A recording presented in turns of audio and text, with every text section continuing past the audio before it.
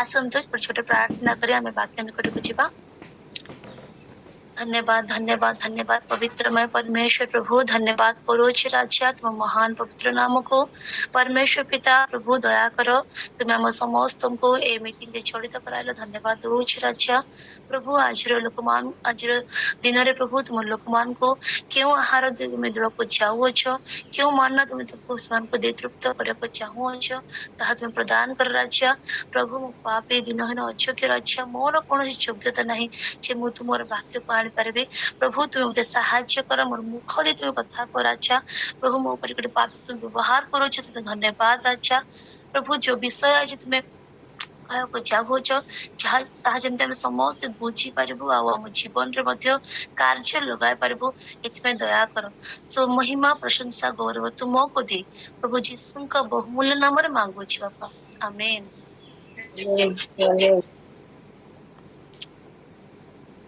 मु गोटे छोट गप कहीकि आमे वाक्य को जीवा। गपटे ए प्रकार, गोटे छोट झियो सान झियोटे अछि, 10 वर्षर झियोटे, आउ ताको बहुत इच्छा जे से एरोप्लेन रे बसिबो, काहेकि से केबे बसि नथिला। तार बहुत मन जे मु दिने फ्लाइट रे बसिबी, गोटे जगह आ गोटे जगह को जीवी, केमती मु सब क्लाउड्स को देखिबी, केमती सब आकाश केमती हो, केमती सब नुआ नुआ विषय से टिके अनुभव करके चाहूला। तो सेति पई जिने से फ्लाइट रे यात्रा करला, से जेबे से फ्लाइट रे से जाउथिला, जेबे फ्लाइट माने ऊपर को धीरे धीरे उठुथिला, से उठला बेले ता मन रे बहुत आनंद, बहुत उत्साह, बहुत खुशी होतिला। तापर जेतले फ्लाइट ऊपर उठिकिना मझी आकाश रे चालुछि, चालिबा समय अनेक यात्री माने मते अछंती। चालिबा समय कोन होला से हठात से एयर होस्टेस मा सब आसकी कहले जे नाइ आउ एठी टिके कोन प्रॉब्लम अछि, हमर टिके बहुत वर्षा आछि किबा किछि गोटे प्रतिबाधा अछि, सेति पई हमें जो स्थान को पहुंचिया को हम फ्लाइट ता आर माने स्टार्ट हिछि से तो पहुंची परिबनी, किंतु के जने हमें माने सेफली लैंड भी करबा कि नाही, समस्त तंको टिके डरे देले, काहे कि ना से प्रकार टिके प्रतिकूल परिस्थिति भी आस्तिला। तो सेते बेले तेले समस्त समस्त कहले टिके सीट बेल्ट पिनि दियो, टिके भलरे बस, आ किछि डर नै, किछि हबनी, आ टिके टाइम लागबो, समस्त एमति कहला बेले तो अन्य सब यात्री माने तांको माने बहुत चिंता करले, मां कोन करबो, जो माने तांकर हस्बैंड को छाडी के ना फ्लाइट रे माने सबस को माने यात्री यात्रा करथिले, कि कर वाइफ को छाडथिले, कि का पिलान को छाडथिले, कि कर पेरेंट्स को, समस्त निजर मोबाइल काढे कि नेटवर्क तो रहबो नै, कथा तो हे परबे नै, बस खाली टिके फोटो देखिक ना हेले एटलीस्ट आमे काले यदि चली जीवो, जीवन जदि चली जीवो कि कोन किछि हबो, एई ये रे से सब बोले फोटो देखुथिले, आ निज को निजे माने ये करुथिले, सांत्वना दउथिले, मने पकउथिले समान को। किंतु ये सानो झियोटा से तार सेमते नॉर्मल तार एन्जॉय करूछि, तार किछि भी फरक पड़े।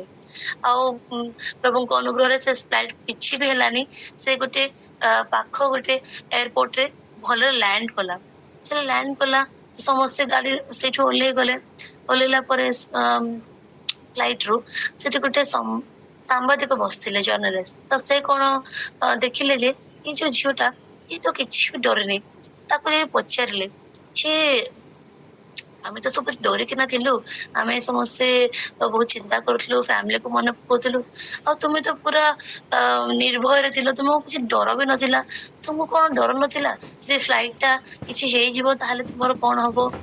तो सेतले से कोन आंसर देला जानछंती ना, मते किछि भी डर नथिला, काहेकि ना ए फ्लाइट को जे चलौथिले से मो बापा थिले। ता अर्थ रियल माने ता बापा थिले, तांकर से झियोटे ही यात्रा करथिला। एठो में कोन देखिबा, से जानिला जे मोर बापा जदि ए गाड़ी को चलौछि आ गाड़ी रे मो बसछि, मो बापा केबे भी मते क्षति हेबे दबनी, काहेकि ना मो बापा मते बहुत भल पांती। और से प्रकार हमर स्वर्गस्थ पिता से हमको बहुत भल पांती, और से हमर कोन से क्षति हेबे को देबे नहीं, किंतु से भरोसा हमर तांको निकट रहिबा दरकार। से पिलार तांको बापांकर सेति भरोसा थिला, गोटे जागतिक बापांको प्रति से एति भरोसा करूछि, ताले आमे हमर स्वर्गस्थ पिता जे समस्त करि पारंती, ତାଙ୍କ ନିକଟରେ କୌଣସି ବିଷୟ ଅସମ୍ଭବ ହିଁ ନାହିଁ। ସେଇ ପରମେଶ୍ୱରଙ୍କ ପାଖରେ ଆମେ କେତେ ବିଶ୍ୱାସ ରଖିବାର ଅଛି, ଆଉ ଆମେ ତାଙ୍କ ପାଖରେ ଆଉ ତାଙ୍କୁ ଆମ ସାଙ୍ଗରେ ରଖିକିନା ଆମେ କେତେ ନିର୍ଭୟରେ ଆମ ଜୀବନରେ ଭଲରେ ପ୍ରଭୁଙ୍କ ସହିତ ଆଗରେ ଚାଲିବାର ଅଛି। ଯଦି ସେ ଆଉ କୋଉ ଫ୍ଲାଇଟ ରେ ବସିଥାନ୍ତା ତାହେଲେ ଡରିଥାନ୍ତା, କିନ୍ତୁ ତା ନିଜ ବାପାଙ୍କ ଫ୍ଲାଇଟ ରେ ବସିଛି, ତାର ବାପା ଚଲାଉଛନ୍ତି, ତେବେ ତାର କୌଣସି ଭୟ ନଥିଲା। ଆମେ ଏ ପ୍ରକାର ଗୋଟେ ବିଶ୍ୱାସର ବୀରଙ୍କ ବିଷୟରେ ଟିକେ ଆଲୋଚନା କରିବା। ଆପଣମାନେ ସମସ୍ତେ ଜାଣନ୍ତି ଆବ୍ରାହମଙ୍କ ବିଷୟରେ ବହୁତ ମେସେଜ, ସମସ୍ତେ ସବୁବେଳେ ସବୁ ଷ୍ଟୋରି ସମସ୍ତେ ଆମେ ଜାଣିଛନ୍ତି। ମୁଁ କୌଣସି ନୂଆ ବିଷୟ କହିବିନି, ଗୋଟେ ପରିଚିତ ବିଷୟ ଗୋଟେ ଗପ ହିଁ ମାନେ ଆବ୍ରାହମଙ୍କର ବେଶ କାହାଣୀ ନେବେ। ସେଟା ହଉଛି ଆଦି ପୁସ୍ତକ 22 ଅଧ୍ୟାୟ, ସେଠାରୁ 1-14 ପଦ ଆମେ ଦେଖିବା। ସେଠି 1 ଆଉ 2 ପଦରେ ଏପରି ଲେଖା ଅଛି, ଏହି ସମସ୍ତ ଘଟଣା ଉତ୍ତରେ ପରମେଶ୍ୱର ଅବ୍ରାହମଙ୍କର ପରୀକ୍ଷା ନିମନ୍ତେ କହିଲେ, ହେ ଅବ୍ରାହମ। ତହିଁରେ ସେ ଉତ୍ତର କଲେ, ଦେଖନ୍ତୁ ମୁଁ ଏଠାରେ ଅଛି। ସେତେବେଳେ ସେ କହିଲେ, ତୁମ୍ଭେ ଏବେ ଆପଣା ପୁତ୍ରକୁ, ତୁମର ଅଦ୍ୱିତୀୟ ପୁତ୍ରକୁ, ଅର୍ଥାତ୍ ତୁମ୍ଭେ ଯାହାକୁ ସ୍ନେହ କର, ସେହି ଇସାହାକୁ ଘେନି ମୋରିଆ ଦେଶକୁ ଯାଅ। ପୁଣି ଆମ୍ଭେ ସେହି ଦେଶରେ ଯେଉଁ ପର୍ବତ କହିବା, ସେହି ପର୍ବତ ଉପରେ ତାହାକୁ ହୋମାର୍ଥେ ବଳିଦାନ କର। ଗୋଟେ ଅଜବ କଥା ହେଇଛି, ପରମେଶ୍ୱର ତାଙ୍କୁ ପ୍ରମିସ କରିଥିଲେ ଯେ ମୁଁ ତୁମକୁ ଗୋଟେ ପୁତ୍ର ସନ୍ତାନ ଦେବି। ସେ ତାଙ୍କର ନିଜର ଦେଶ ଛାଡିକି ପ୍ରଭୁ କହିଥିବା ସ୍ଥାନକୁ ଆସିକି ରହିଲେ, ପ୍ରଭୁଙ୍କର କଥା ମାନିକି ଚାଲୁଥିଲେ, ଆଉ ପ୍ରଭୁ ତାଙ୍କୁ ଯାହା ବିଷୟ ଯୋଉଠି ଯାହା ମାନେ ପ୍ରଭୁଙ୍କ ସାଙ୍ଗରେ ସାଙ୍ଗରେ ଗୋଟେ ଫ୍ରେଣ୍ଡ ଭଳି ରହୁଥିଲେ। ଆଉ ସେଇଭଳିଆ ଗୋଟେ ଫ୍ରେଣ୍ଡ କୁ ପ୍ରଭୁ କହୁଛନ୍ତି ଯେ ଆଉ ତୁମେ 100 ବର୍ଷ ଯୋଉ ପୁଅକୁ ପାଇଛ, ସେଇ ପୁଅକୁ ତୁମେ ମୋର ପାଇଁ ଆଉ ତୁମେ ବଳିଦାନ କର। ସେପଟେ କୋଉ ପ୍ରକାର ବଳିଦାନ ନା ହୋମାର୍ଥ ବଳିଦାନ। ଏ ଆଦି ପୁସ୍ତକ 1-21 ଅଧ୍ୟାୟ ପର୍ଯ୍ୟନ୍ତ କୋଉଠି ବି ବଳିଦାନ ବିଷୟରେ ମାନେ ଗୋଟେ ମଣିଷକୁ ବଳିଦାନ ବିଷୟରେ କୋଉଠି ପ୍ରଭୁ କହିନାହାନ୍ତି। କେବେ ଗୋଟେ ମଣିଷକୁ ବଳିଦାନ ଦିଆ ବି ହେଇନି, ଆଉ ପ୍ରଭୁ କେବେ ସେ ସପକ୍ଷରେ ନାହାନ୍ତି ଯେ ଆମେ କୋଉଠି ମଣିଷକୁ ବଳିଦାନ ଦେବୁ। ହେଲେ ପ୍ରଭୁ ଏ ପ୍ରକାର କାହିଁକି ତାଙ୍କୁ କହିଲେ? ପ୍ରଭୁ ତ ନିଜେ ସପୋର୍ଟ କରନ୍ତିନି ଗୋଟେ ମନୁଷ୍ୟକୁ ବଳିଦାନ ବିଷୟରେ, ପ୍ରଭୁ ତାଙ୍କୁ କାହିଁକି ଏ ପ୍ରକାର ବିଷୟ କହିଲେ? ନେକ୍ସଟ ବିଷୟ ହଉଛି, ଏବେ ଏଇ ଦୁନିଆର ବିଜିରେ ଅବଭିୟସଲି ଯେତେବେଳେ ଆବ୍ରାହମ ତାଙ୍କ ନିକଟ ଅନେକ ମାନେ ଲୋକମାନେ ତାଙ୍କ ଅଣ୍ଡରରେ କାମ କରୁଥିଲେ, ସେ ବି ବହୁତ ବଡ ଗୋଟେ ବିଜନେସ ଟାଇପର ବହୁତ ଜିନିଷ ସେ ଜାଗାରେ ତାଙ୍କର ବ୍ୟାପାର ଟାଇପ ଥିଲା, ସେ ବହୁତ ବିଷୟ ତାଙ୍କର ଖ୍ୟାତି ଥିଲା, ସବୁବେଳେ ସେ ବିଜି ରହୁଥିବେ, ସେ ଥୋଡ଼ି ନା ଖାଲି ଘରେ ବସି ରହୁଥିବେ। କିନ୍ତୁ ସେ ବିଜି ଲାଇଫରେ ବି ଯେ ପ୍ରଭୁ ତାଙ୍କୁ ଡାକିଲେ, ପ୍ରଭୁ ତାଙ୍କ ପାଖରେ ଆସିକି ଠିଆ ହେଇ ତାଙ୍କୁ କହିନାହାନ୍ତି, ବାସ୍ ପରେ ତାଙ୍କୁ ଗୋଟେ ସ୍ୱର ଆସିଲା ଯେ ଅବ୍ରାହମ ବୋଲି, ଆଉ ସେ ସେତେବେଳେ ଆନ୍ସର ଦଉଛନ୍ତି, ହଁ ପ୍ରଭୁ ମୁଁ ଏଇଠି ଅଛି। ଆମେ ମଧ୍ୟ ତାଙ୍କର ଏଇଠି ତାଙ୍କର ଜଣା ପଡୁଛି ସେ ପ୍ରଭୁଙ୍କ ଉପରେ ତାଙ୍କ ମନ କେତେ ପରସେଣ୍ଟେଜ ରଖିଥିଲେ। ତାଙ୍କର ହୋଲ ବଡି, ସେ ଶୋଇଲେ ବି ଉଠିଲେ ବି କୌଣସି କାମରେ ଥିଲେ ବି, କେତେ ଅର୍ଜେଣ୍ଟ କାମରେ ଥିଲେ ବି, ତାଙ୍କର 99.9% ଆଟେଣ୍ଡାନ୍ସ, ତାଙ୍କର ଆଟେନସନ ହଉଛି କେବଳ ପ୍ରଭୁଙ୍କ ପ୍ରତି।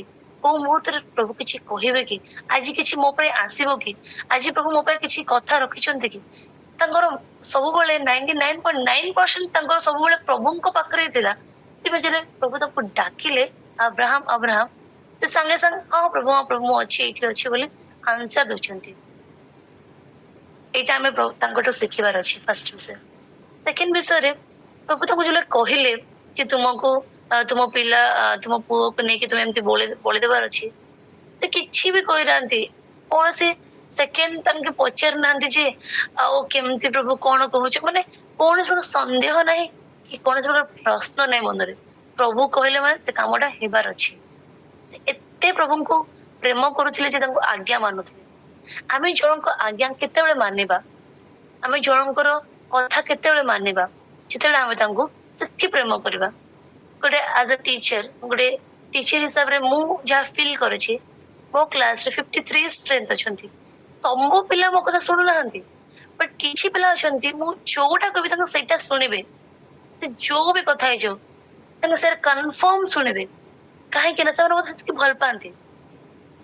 ସେମିତି ଆପଣ ପିଲାମାନେ ମଧ୍ୟ, ଯୋଉ ପିଲାମାନେ ମାନେ ମାନେ ସବୁ ଜାଗାରେ ଆପଣ ଦେଖିଥିବେ ଆପଣ ଯାହାକୁ ବେଶୀ ପସନ୍ଦ କରନ୍ତି ବେଶୀ ଭଲ ପାଆନ୍ତି ଆପଣ ତାଙ୍କ କଥା ବହୁତ ଶୁଣିବେ ତାଙ୍କର ସବୁ ବିଷୟକୁ ଆପଣ ପ୍ରତିଟି କଥାକୁ ଅକ୍ଷର ଅକ୍ଷର ପାଳନ କରିବାକୁ ବହୁତ ଚେଷ୍ଟା ବି କରିବେ। ତ ଏଇଠି ଆମେ ଦେଖୁଛେ ଯେ ଅବ୍ରାହମ ପ୍ରଭୁଙ୍କୁ କେତେ ପ୍ରେମ କରନ୍ତି ଯେ ତାଙ୍କର କୌଣସି କ୍ୱେଶ୍ଚିନ୍ ନାହିଁ ଓକେ ପ୍ରଭୁ କହିଲେ ଠିକ ଅଛି ବସ୍ ସେ ଆଉ ସେ ବିଷୟ ସେ ଡିସ୍କସନ ବି କରୁନାହାନ୍ତି ତାଙ୍କ ୱାଇଫ 3 ଅଧ୍ୟାୟରେ ଲେଖା ଅଛି ତହିଁରେ ଅବ୍ରାହମ ପ୍ରଭାତରେ ଉଠି ଗଧ ସଜାଇ 2 ଜଣ ଦାସ ଓ ଆପଣା ପୁତ୍ର ଇସାକକୁ ସାଙ୍ଗରେ ନେଲେ ଆଉ ହୋମ ନିମନ୍ତେ କାଠ କାଟି ପରମେଶ୍ୱରଙ୍କ ନିର୍ଦ୍ଦିଷ୍ଟ ସ୍ଥାନକୁ ଯାତ୍ରା କଲେ। ସେ ଆଉ ୱେଟ୍ କରିନାହାନ୍ତି ଆଜି କହିଲେ ସକାଳ ତାକୁ ଉଠିକି ତାଙ୍କ କଣ କାମ ଦରକାର ଅଛି ଯୋଉ ବିଷୟରେ ପ୍ରଭୁ କହିଛନ୍ତି ଗୋଟେ ହୋମାର୍ଥ ବଳେଇବା ପାଇଁ ତାର ପାଇଁ କଣ ଦରକାର ଅଛି ଗୋଟେ ବର୍ନ ଅଫରିଂ ପାଇଁ ମାନେ ତାର ମାନେ କଣ ମାନେ ସେ ଜିନିଷ ସେ ବଳିକୁ ନେଇକି ତାକୁ କାଟିକି ତାର ବ୍ଲଡ କୁ ଦେଇକି ତାକୁ ପୁରା ଜଳେଇକି ସେଇଟାକୁ ପ୍ରଭୁଙ୍କୁ ଦେବାର ଅଛି ମାନେ ଭଲରେ କରିବା ପାଇଁ କେମିତି ତାର ପାଇଁ କଣ ସାମଗ୍ରୀର ଆବଶ୍ୟକ ଅଛି ସେ ସବୁ ସାମଗ୍ରୀ ତାଙ୍କ ସାଙ୍ଗେ ତାଙ୍କର ସର୍ଭେଣ୍ଟ ମାନଙ୍କୁ ଆଉ ତାଙ୍କ ପୁଅକୁ ନେଇକି ସେ ସକାଳୁ ସକାଳୁ ବାହାରି ଗଲେ। 4 ପଦ ଲେଖା ଅଛି ଅନନ୍ତର 3ୟ ଦିନରେ ଅବ୍ରାହମ ଅନାଇ ଦୂରରୁ ସେ ସ୍ଥାନ ଦେଖିଲେ। ଦେଖନ୍ତୁ ଆଉ ଗୋଟେ ଅଜୀବ ବିଷୟ ମାନେ ମୁଁ ଏତେ ଥର ପଢିଛି କିନ୍ତୁ ମୁଁ କାଲି ହିଁ ଏଇଟା ନୋଟିସ କଲି ଏତେ ଥର ପଢିଛି ମୁଁ ଜାଣିନି ଆପଣ ମଧ୍ୟରୁ କେତେ ଜଣ ନୋଟିସ କରିଥିବେ ମୁଁ କାଲି ହିଁ ନୋଟିସ କଲି ଏଇଟା ନୂଆ ବିଷୟ। ଏବେ ପ୍ରଭୁ ତାଙ୍କୁ କହିଲେ ତୁମକୁ ବଳିଦାନ ଦେବାର ଅଛି ଓକେ ସେ ବଳିଦାନ ପାଇଁ ବି ଯାଉଛନ୍ତି ବଟ କୋଉଠି ଯାଉଛନ୍ତି 3 ଦିନର ବାଟ ଯିବା ପାଇଁ କହିଲେ କି ତାଙ୍କ ଘର ପାଖରେ କିଛି ପର୍ବତ ନଥିଲା କି ସେ ଯେ କିଛି ଗୋଟେ ବଳିଦାନ କଲେ ହେଇନଥାନ୍ତା କି ବଳିଦାନ ତ ଦେବାର ଅଛି କୋଉ ବି ପର୍ବତ ଦେଇ ହବ ସେ ପର୍ଟିକୁଲାର ପର୍ବତରେ କିଛି ବି ଏମିତି ନଥିଲା ଯେ ଆମେ ଭାବିବା ନିଜେ ନାଇଁ ସେଠି କିଛି ଥିଲା ସେଠି କିଛି ବି ନଥିଲା କିନ୍ତୁ ଖାଲି କଣ ଥିଲା ଡିଷ୍ଟାନ୍ସ ଥିଲା ବହୁତ ଦୂର ଥିଲା ଗୋଟେ ଘରଠୁ ଚାଲି ଚାଲି 3 ଦିନ ଯାଇକି ସେଠି ବଳିଦେବାର ଅଛି 3 ଦିନର ବାଟ ତାଙ୍କ ଜୀବନରେ କାହିଁକି ଆସିଲା କାହିଁକି ମୁଁ ଯୋଉଟା ଫିଲ୍ କଲି ଯଦି ଏବେ ଆମକୁ ପ୍ରଭୁ ଗୋଟେ ବିଷୟ କହିବେ ଓକେ ଆମେ ପ୍ରଭୁଙ୍କୁ ପ୍ରେମ କରୁଛନ୍ତି ଇନଷ୍ଟାଣ୍ଟ ଆମେ ଡିସିସନ ନେଇପାରିବା ବଟ ଆମକୁ ଯେ 3 ଦିନ ସୁଯୋଗ ମିଳିବ ଟାଇମ ମିଳିବ ଆଉ ତାପରେ ସେ କାମଟା ହେବାକୁ ଥିବ ତ 3 ଦିନରେ କଣ ବିଷୟ ଘଟିଯିବ ଗୋଟେ ବାପା 100 ବର୍ଷ ପରେ ଗୋଟେ ପିଲାକୁ ପାଇଛି ସେ ପିଲା ତ ଗୋଟେ ମାନେ ତା କେତେ ବର୍ଷ ତ ଆଟଲିଷ୍ଟ ମୁଁ ଯାହା ଭାବୁଛି ପଦରେ ଯେମିତି ଇସାକ କ୍ୱେଶ୍ଚିନ୍ ପଚାରିଛନ୍ତି ମୋ ବାପାଙ୍କୁ ତା ଅର୍ଥ ସେ କୌଣସି ସାନ ପିଲା ନୁହନ୍ତି ଆଟଲିଷ୍ଟ ଟିକେ ତାଙ୍କୁ 13, 14, 15 ଇୟର୍ସ ତ ହେଇଥିବ ଯୋଉଟା କି ତାଙ୍କ ବୁଦ୍ଧି ଅଛି ଯେ କାହିଁକି ତୁମେ ଏଇଟା ଆଣିଛ ଏଇଟା ଆଣିନ ମୁଁ କହିବି ପରେ ତ ଏତେ ବର୍ଷ ଆଟଲିଷ୍ଟ 15 ଇୟର୍ସ ସପୋଜ ଭାବନ୍ତୁ 15 ଇୟର୍ସ 15 ବର୍ଷ ଗୋଟେ ପିଲା ସହିତ ରହିଲା ପରେ ତାର ପ୍ରତିଟି ମୁଭମେଣ୍ଟ ଯୋଉମାନେ ପ୍ୟାରେଣ୍ଟସ ସେମାନେ ଫିଲ୍ କରିଥିବେ ପିଲା ଜନ୍ମ ହବା ପରଠୁ ସେ ଚାଲିବା କଥା କହିବା ତାର ସବୁ ବିଷୟକୁ କେମିତି ଆପଣ ମନେ ରଖିଥାନ୍ତି ବେଳେ ବେଳେ ଆମ ମା ମାନେ କୁହନ୍ତି ତୁ ଏମିତି କରୁଥିଲୁ ସେମିତି କରୁଥିଲୁ ମାନେ ଯାହା କେବେ ତାଙ୍କୁ ଭୁଲି ପାରନ୍ତିନି ତାଙ୍କ ଜୀବନର ସେଟା ଗୋଟେ ବେଷ୍ଟ ପାର୍ଟ ଆଉ ଗୋଟେ ସବୁଠୁ ସୁନ୍ଦର ଅଂଶ ତାଙ୍କ ଜୀବନର ଆଉ ସେଇଟାକୁ ସେ 3 ଦିନ ହେଲା ନିଶ୍ଚିତ ଭାବରେ ମନେ ବି ପକେଇଥିବେ ଯେ ମୁଁ ଏମିତି ମୋ ପିଲା ସହିତ ରହିଥିଲି ଏମିତି ହେଇଥିଲା ସେ ବହୁତ ବେଶୀ ତାଙ୍କ ମନରେ କ୍ୱେଶ୍ଚିନ୍ ଆସିଥିବ କିନ୍ତୁ ଥରେ ବି ସେ ଭାବି ନାହାନ୍ତି ଚାଲ ମୁଁ ଫେରିଯିବି ଆଉ ପ୍ରଭୁଙ୍କୁ ନହେଲେ କ୍ଷମା ମାଗିବି ଆଉ କିଛି ଅପସନ ମାଗିବି ଥରେ ବି ଅପସନ ଖୋଜି ନାହାନ୍ତି ସେ କେତେ ଦୂର ବି ହଉ ଏବେ ସେ କୌଣସି ଭୋଜି ଖାଇବା ପାଇଁ କି କୌଣସି ମେଳା ବୁଲିବା ପାଇଁ କି କିଛି ଯୋଉଟେ ସ୍ଥାନକୁ ଜୁ ଦେଖିବା ପାଇଁ ଯାଉନଥିଲେ ସେ ନିଜର ପୁଅ ଗୋଟେ ବାପା ଗୋଟେ ପୁଅକୁ ମାରିବା ପାଇଁ ଯାଉଥିଲେ ଏଇଟା ଆପଣ ମାନେ ଥରେ ଟିକେ ଫିଲ୍ କରନ୍ତୁ ସେ ତାଙ୍କର କଣ ଭିତରେ ତାଙ୍କର ମାଇଣ୍ଡରେ କଣ ପ୍ରକାର ସିଚୁଏସନ ଥିବ ସେ କଣ ଚିନ୍ତା କରୁନଥିବେ ଯେ ମୁଁ ମୋର ଗୋଟେ ବୋଲି ପୁଅ ଏତେ ବର୍ଷ ପରେ ପାଇଛି ଆଉ ମୁଁ ତାକୁ ମରିବା ପାଇଁ ନଉଛି ଆଉ ସେମିତି ପିଲାକୁ ଆହୁରି ପୁଣି ଆହୁରି ପ୍ରଭୁ ତାଙ୍କୁ କଣ କହିଛନ୍ତି ନା ମୁଁ ତୁମର ଗୋଷ୍ଠୀକୁ ତାରାଗଣ ପରେ କରିବି ଗୋଟେ ହିଁ ତ ପୁଅ ଅଛି ସେ ପୁଅ ତ ଚାଲିଯିବ ମୋର ଗୋଷ୍ଠୀ ସେ କିଛି କ୍ୱେଶ୍ଚିନ୍ କରିନାହାନ୍ତି ଭାବି ନାହାନ୍ତି ସେ ଖାଲି ତାଙ୍କର ଅବଭିୟସଲି ଗୋଟେ ମଣିଷ ହିସାବରେ ତ ଟିକେ ଇମୋସନାଲି କି ଖାଲି ଫିଲ୍ କରିଥିବେ ତାଙ୍କ ପିଲା ସହିତ ତାଙ୍କର ମୋମେଣ୍ଟସ୍ କୁ ଟିକେ ଫିଲ୍ କରିଥିବେ ଟିକେ ମନେ ପକେଇଥିବେ ବାସ୍ ତା ଛଡା ସେ ଆଉ କିଛି ବି ତାଙ୍କ ମାଇଣ୍ଡରେ ନେଗେଟିଭ ଆଣିନାହାନ୍ତି ଆଉ ସେ ପ୍ରଭୁଙ୍କ ନିମନ୍ତେ ଆଗକୁ ଯାଇଛନ୍ତି ଆଉ ସେ ଯାଇକି ସେ ପର୍ବତ ପାଖରେ ପହଞ୍ଚିଲେ ପାଞ୍ଚ ପଦ ଲେଖା ହେଇଛି, ଯେତେବେଳେ ଅବ୍ରାହମ ସେ ଦାସମାନଙ୍କୁ କହିଲେ, ତୁମମାନେ ଏହି ସ୍ଥାନରେ ଗଧ ସହିତ ଥାଅ, ମୁଁ ଓ ବାଳକ ଦୁହେଁ ସେ ସ୍ଥାନକୁ ଯାଇ ଆରାଧନା କରି ପଛେ ତୁମମାନଙ୍କ ନିକଟରେ ଫେରି ଆସିବା। ଆହୁରି ସେ କଣ କହୁଛନ୍ତି ଯେ ଆମେ ଯାଉଛୁ କଣ କରିବା ପାଇଁ? ଆରାଧନା କରିବା ପାଇଁ। ଏଠି ଆରାଧନା କଣ ଅଛି? ସେ ତ ତାଙ୍କ ବଳିଦାନ ଦେବା ପାଇଁ ଯାଉଛନ୍ତି ନା। ସେଠି ଏଠି ପ୍ରଭୁଙ୍କର ସ୍ତୁତି ପ୍ରଶଂସା କେମିତି କରିବେ? ଖାଲି ପ୍ରଭୁଙ୍କ ସ୍ତୁତି ପ୍ରଶଂସା ଆମେ ଗୀତ ମାଧ୍ୟମରେ ନୁହେଁ। ଏଠି ଆଉ ଗୋଟେ ବିଷୟ ମାନେ ମୁଁ ପ୍ରଭୁଙ୍କଠୁ ରିଭିଲ ପାଇଲି, ଯଦି ଆପଣ ପ୍ରଭୁଙ୍କର ଆଜ୍ଞା ମାନିକି ପ୍ରଭୁଙ୍କର ଆଜ୍ଞାକୁ ପାଳନ କରୁଛନ୍ତି, ତାହେଲେ ମଧ୍ୟ ଆପଣ ପ୍ରଭୁଙ୍କର ସ୍ତୁତି ପ୍ରଶଂସା କରୁଛନ୍ତି। ପ୍ରଭୁଙ୍କ ଆଜ୍ଞା ପାଳନ କରିବା ମଧ୍ୟ ପ୍ରଭୁଙ୍କର ଆରାଧନା କରିବା ସହିତ ସମାନ। ତ ସେତେ ପ୍ରଭୁଙ୍କର ସେ ଆଜ୍ଞା ପାଳନ କରିବାକୁ ଯାଉଛନ୍ତି, ସେଥିପାଇଁ ସେ କହିଲେ ଯେ ହଁ ମୁଁ ପ୍ରଭୁଙ୍କ ଆରାଧନା କରିବା ପାଇଁ ଯାଉଛି ବୋଲି। 6 ପଦରେ ଲେଖା ହେଇଛି, ତ ହଁ ଅବ୍ରାହମ ଯଜ୍ଞ କାଠ ଘେନି ଆପଣା ପୁତ୍ର ଇସାହାକର ସ୍କନ୍ଧରେ ଦେଇ ନିଜ ହସ୍ତରେ ଅଗ୍ନି ଓ ଛୁରିକା ଘେନିଲେ, ପୁଣି ଦୁହେଁ ଏକତ୍ର ଚାଲିଗଲେ।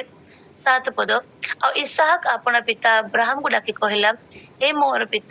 ତହିଁରେ ସେ ଉତ୍ତର କଲେ, ପୁତ୍ର ଦେଖ ମୁଁ ଏଠାରେ। ଯେତେବେଳେ ସେ ପଚାରିଲା, ଯୋଉ ପ୍ରଶ୍ନ ସେ ପଚାରୁଛି, ସେ ପ୍ରଶ୍ନ କେବେ ମଧ୍ୟ କୋଉ ବାପା କେବେ ବି ତାର ପିଲାଠୁ ଏକ୍ସପେକ୍ଟ କରୁନଥିବ, ଆଶା କରୁନଥିବ। ଇଭେନ ଅବ୍ରାହମ ତ କେବେ ଆଶା ବି କରୁନଥିବେ ଯେ ମତେ କେବେ ବି ଇସାକ ଏ ପ୍ରଶ୍ନଟା ପଚାରୁ ବୋଲି। ଆଉ ତାଙ୍କ ଜୀବନର ସବୁଠୁ ବହୁତ ବଡ କଠିନ ଯୋଉ ପ୍ରଶ୍ନର ମାନେ ବହୁତ ଦୁଃଖଦାୟକ ପ୍ରଶ୍ନ ତାଙ୍କ ପୁଅ ପଚାରିଥିଲା, ସେଟା ହଉଛି, ବାପା ଦେଖ ଏଇଠି ତ କାଠ ତୁମେ ଆଣିଲ, ନିଆଁ ବି ତୁମେ ଆଣିଛ, ଅଗ୍ନି ବି ଆଣିଲ, ମାତ୍ର ହୋମ ପାଇଁ ତମେ ମେଣ୍ଢା ଛୁଆ ତ ଆଣିନ ଏଇଠି। କାହିଁ ମେଣ୍ଢା ଛୁଆ କାହିଁ ବାପା? ଏଇଠି ସେ ପଚାରୁଛି। ସେ ତାର କେତେ ବୁଦ୍ଧି ବି ଅଛି, ଜାଣିପାରୁଛି ହୋମ ମାନେ କଣ ଆଉ କଣ କଣ ଆବଶ୍ୟକ ଅଛି। ସେ ଖାଲି ତାଙ୍କ ବାପାଙ୍କୁ ଗୋଟେ ପଚାରୁଛି ନମ୍ରରେ। ସେତେବେଳେ ବାପା କଣ ଆନ୍ସର ଦଉଛନ୍ତି, ତାହେଲେ ଅବ୍ରାହମ କହିଲେ, ପୁତ୍ର ପରମେଶ୍ୱର ଆପେ ହୋମ ପାଇଁ ମେଣ୍ଢା ଛୁଆ ଯୋଗାଇବେ। ତ ଦୁହେଁ ଏକତ୍ର ଚାଲିଗଲେ। ଆଉ ପରମେଶ୍ୱରଙ୍କ ନିରୂପିତ ସ୍ଥାନରେ ଉପସ୍ଥିତ ହୁଅନ୍ତି। ଅବ୍ରାହମ ସେଠାରେ ଏକ ଯଜ୍ଞବେଦୀ ନିର୍ମାଣ କରି ତହିଁ ଉପରେ କାଠ ସଜାଡି ଆପଣା ପୁତ୍ର ଇସାକକୁ ବାନ୍ଧି ବେଦୀର କାଠ ଉପରେ ଶୁଆଇଲେ। ଏବେ ସେଇ ପୁଅକୁ କହିଥିଲେ ଯେ ମତେ ପ୍ରଭୁ ଯୋଗେଇବେ ବୋଲି, କିନ୍ତୁ ସେଇ ପୁଅକୁ ତାଙ୍କେ ବାନ୍ଧୁଛନ୍ତି। ଆଉ ଏଇଠି ଦେଖନ୍ତୁ, ଖାଲି ଅବ୍ରାହମ ତାଙ୍କେ ପ୍ରଭୁଙ୍କ ନିକଟରେ ଆଜ୍ଞା ହବ ନଥିଲେ, ଏଇଠି ତାଙ୍କ ପୁଅ ଇସାକ ମଧ୍ୟ ତାଙ୍କ ବାପାଙ୍କର କଥାରେ ଆଜ୍ଞା ହବଥିଲା। ସେ ତ ପ୍ରଭୁଙ୍କୁ ଏତେ ଭଲରେ ଛୋଟ ଛୁଆ ଜାଣିଥିବ କି ନାଇଁ, ତ ଆଟଲିଷ୍ଟ ତା ବାପାକୁ ସେ ଜାଣିଛି। ତା ବାପା ସହ ଏତେ ବର୍ଷ ରହିଛି, ସେ ଜାଣିଛି ତା ବାପା ତ କେତେ ପ୍ରେମ କରନ୍ତି। ସେ ପିଲାକୁ ଦେଖନ୍ତୁ, ଏବେ ସେ ପିଲା ଚାହିଁଥିଲେ ଗୋଟେ 15 ବର୍ଷ କି 14 ବର୍ଷ ପିଲା ଟିକେ ଠେଲି ଦେଖି କଣ ଏମିତି କରୁଛି, ମୁଁ ବସିବିନି କି ମୁଁ ରହିବିନି, ସେ ଚାହିଁଲେ ଠେଲି ଦେଖି ପଳେଇ ପାରିଥାନ୍ତା। କାହିଁକି ତାଙ୍କ ବାପା ଟିକେ 100 ଇୟର୍ସ, ତାଙ୍କେ ବୟସ ଲୋକ, ପକେଇଦେଲେ ବି ତାଙ୍କୁ କିଛି ମାନେ ତାଙ୍କେ ଚାହିଁଥିଲେ ସେ ମନା କରିପାରିଥାନ୍ତା, କିନ୍ତୁ ତା ହାତ ବାନ୍ଧୁଛନ୍ତି, ସେ କିଛି ବି କହୁନି। ସେ ବି ଚୁପଚାପ ତା ବାପା ଯୋଉଟା କରୁଛନ୍ତି ସେଇଟା ସେ ଆଜ୍ଞାକୁ ସେ ବି ଫଲୋ କରୁଛି, ସେ ବି ମାନୁଛି। ସେ ବି ତା ମନରେ କିଛି ଆଉ ପ୍ରଶ୍ନ ପଚାରୁନି ବି, ତୁମେ ଏଇଟା କଣ କରୁଛ, ମତେ କାହିଁକି ବାନ୍ଧୁଛ, ମେଣ୍ଢା କାହିଁ? ସେ ଆଉ ପ୍ରଶ୍ନ ଥରେ ହିଁ ପଚାରିଲା, ଆଉ ଆନ୍ସର ପାଇଲା ଯେ ପ୍ରଭୁ ଯୋଗେଇବେ ବସ୍। ତାପରେ ସେ ବାପାକୁ ସେ ଡାଉଟ ବି କରୁନି ଯେ ତୁ ମତେ କାହିଁକି ବାନ୍ଧୁଛ, କଣ କରୁଛ। ବାପା ଯାହା କରିବା ଇଚ୍ଛା କରନ୍ତୁ, ମୋର ବାପା ତାଙ୍କୁ ସେ ସେତିକି ପ୍ରେମ କରୁଛି, ତାଙ୍କ କଥାକୁ ଆଜ୍ଞା ମାନୁଛି। ଆମେ ମଧ୍ୟ ଇସାକ ଠୁ ଶିଖିବାର ଅଛି ଯେ ଆମେ ପ୍ରଭୁଙ୍କୁ ପ୍ରେମ କରୁଛୁ, ତାର ଅର୍ଥ ଆମେ କେତେ ଜଣଙ୍କୁ ପ୍ରେମ କରିବାର ଅଛି।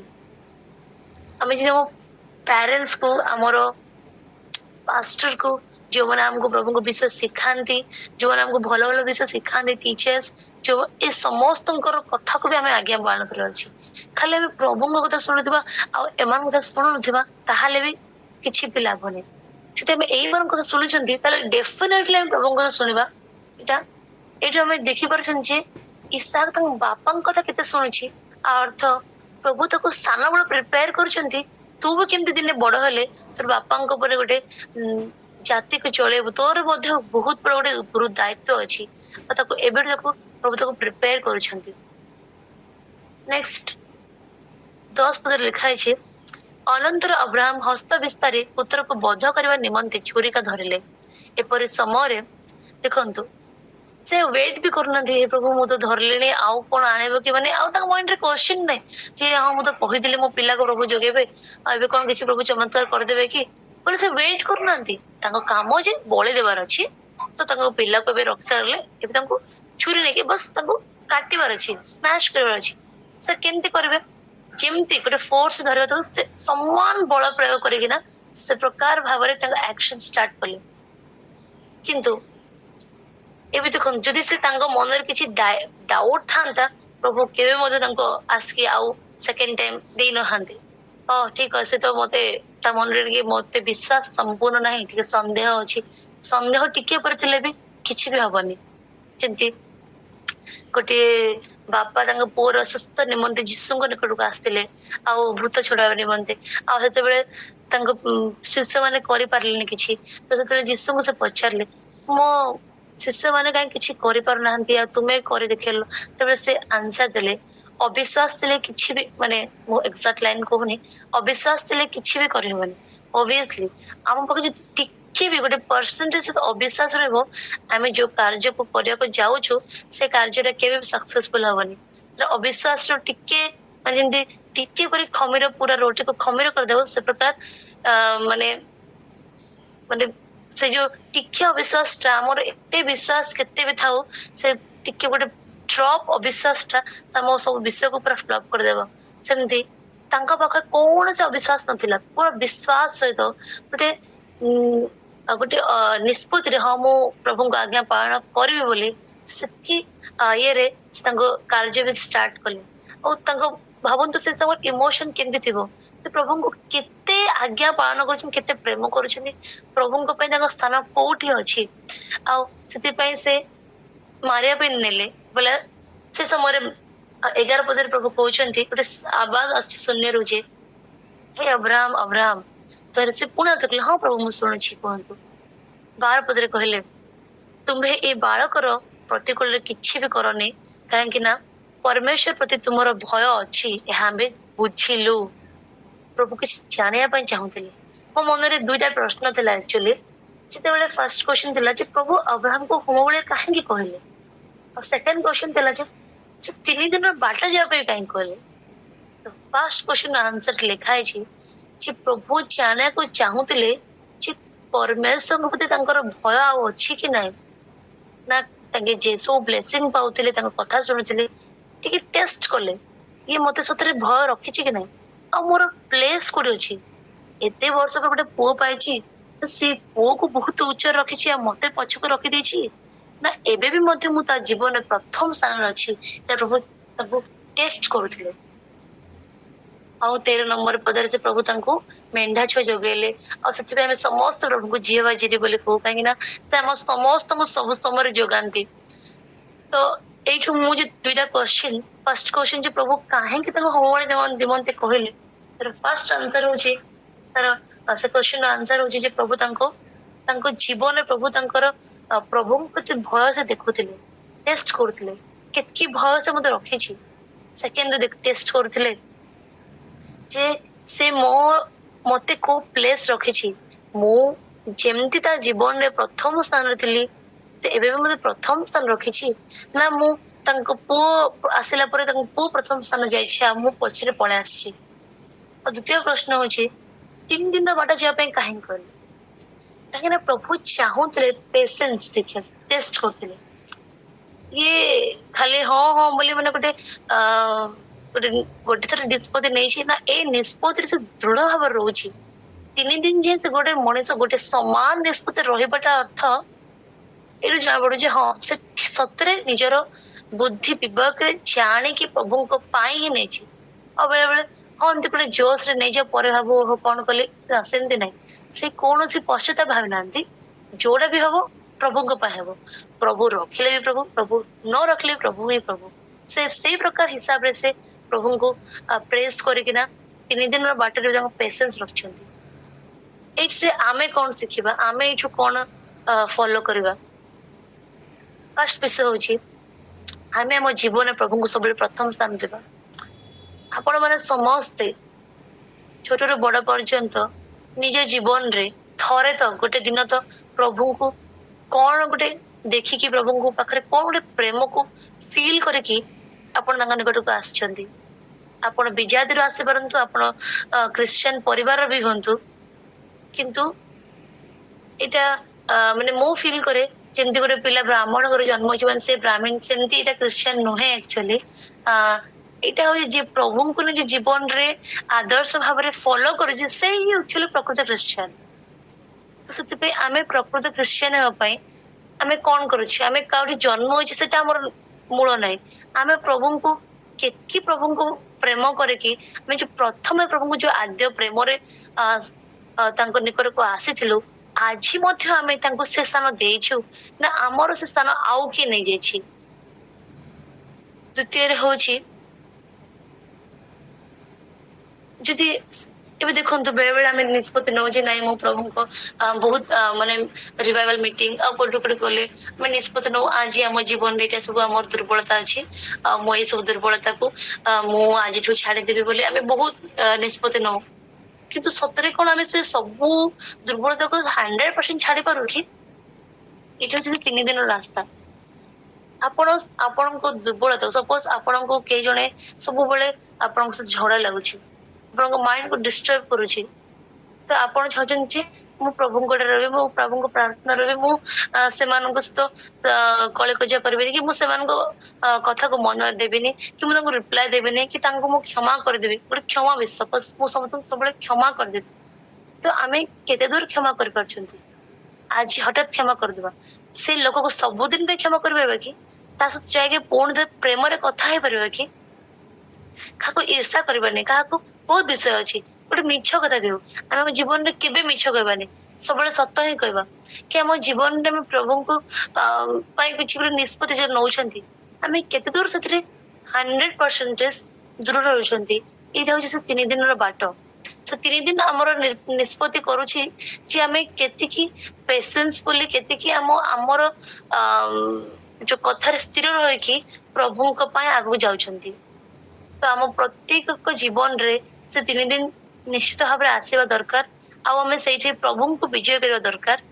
ଆଉ ତା ସହିତ ଆମେ ସମସ୍ତେ ପ୍ରଭୁଙ୍କୁ ପ୍ରଥମ ସ୍ଥାନ ଦେଇକି ଆମେ ଯୋଉ ପ୍ରେମରେ ପ୍ରଭୁଙ୍କୁ ପ୍ରଥମେ ତାଙ୍କ ନିକଟକୁ ଆସିଥିଲୁ, ଯୋଉ ଆମର ଉତ୍ସାହ ଥିଲା, ଯୋଉ ପ୍ରକାର ଆମର ପ୍ରଭୁଙ୍କ ପ୍ରତି ଫାଷ୍ଟ ଆମର ମାନେ ତାଙ୍କ ପ୍ରତି ଆମର ଥିଲା ଯୋଉ ସ୍ନେହ ପ୍ରେମ, ଯୋଉ ପ୍ରକାର ସମ୍ପର୍କ ରିଲେସନସିପ ଥିଲା, ଏବେ ମଧ୍ୟ ସେ ରିଲେସନସିପ ଅଛି କି ନାହିଁ ତା ଆମେ ସମସ୍ତେ ଆଜି ନିଶ୍ଚିତ ଭାବରେ ପ୍ରଭୁଙ୍କ ନିକଟରେ ନିଜକୁ ପରୀକ୍ଷା କରିବା।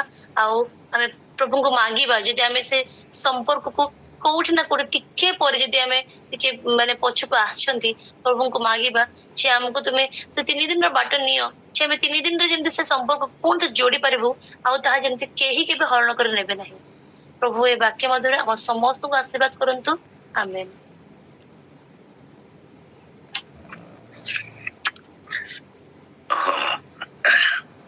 दीपिका भौणी बहुत बहुत धन्यवाद इस सुंदर वाक्य सकाशे।